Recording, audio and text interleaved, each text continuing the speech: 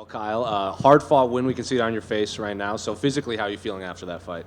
I feel great. We do got a couple little, superficial cuts on my face, but yeah, I mean, I feel like I did well avoiding a lot of the punishment, and then yeah, I just got caught with a little shot in the third round that opened up my eye a bit. How confident were you when it did reach the scorecards? Because even before they read the decision, he had his hands in the air and he was celebrating.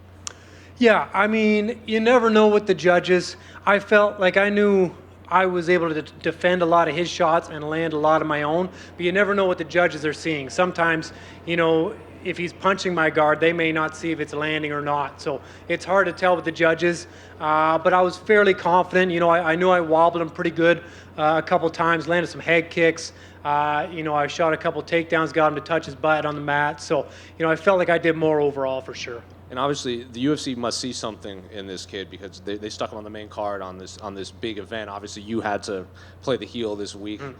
So when you were in there, did you see flashes of like what the UFC sees in this kid when you were fighting him?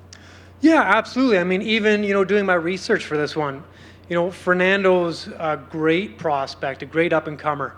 As well as my previous opponent in Blake Builder. He was 8-0. Fernando's coming in with a lot of good fights. He beat a super tough guy in Julian Erosa. So, I mean, the sky's the limit for him. He's still young. He's super tall and lanky. Got, great skill set for the UFC. Just unfortunately, he ran into me tonight. So when you were watching tape on him preparing for this fight, is what he brought into the octagon tonight what you were expecting? Yeah, absolutely. I was expecting, some of those kicks. Again, really expecting that the boxing, which again he did well, and then again just focusing on working with his range. I knew that was going to be kind of the biggest difference between him and some of my other opponents. But yeah, I mean he stuck to everything I was kind of expecting him to. And you called out Cub Swanson for January. Why specifically Cub Swanson? I've looked up to Cub Swanson for a long time. I've been fighting a lot of these kind of up-and-comers with a lot of hype behind them. I'd like to get a fight against a UFC veteran now.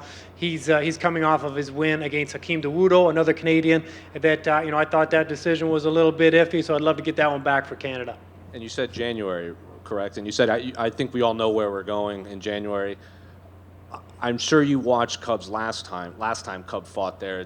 That fight's in the Hall of Fame. Yep. So is that what you're hoping for when you do fight Cub? Absolutely. I mean, Cub comes to fight, and I come to fight, and there would be nothing I'd love more than to put on a great show and have it end up in the UFC Hall of Fame. Congratulations. Thank you. Kyle, right back here.